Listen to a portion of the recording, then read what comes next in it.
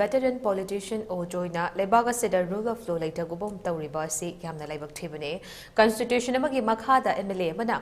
officer amagi manakta changba si pap nate crime nate masana fangba privilege adu sizinabane masi law na gai masigi mahut case palaga fau hairabade parliamentary system of democracy bu thawoidabane war on drug ti fai adubo masida fariba drug mayamsi kadaida chatkhre haina hangdagle mahak na makha taraduna matam mamada tawkhiba drug ki campaign di miyam na mateng panghi adubo haujikti drug ki matang asi malim gi leina oire miyam mamade thabak tawriba public actor mayam na su cooperation piba mathau tai haiki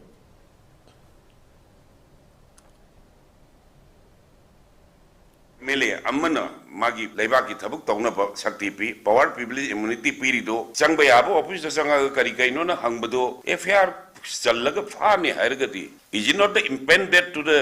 service rendered by an honorable MLA to the PD but magi power privilege immunity the effect of dra to me it amounts to the breach of privilege of the honorable member and it will amount to the contempt of the house okay kana munupam na member to na magi house ta tawna thaba mayam du bosondagi ya te ga and simulation case palu ga na hairaba bharot ki prime minister na du MP do case pala phau ga na haigal agati parliamentary system of democracy ji laigadori where will the system of the parliamentary democracy where will the constitution laigadra Honorable Biren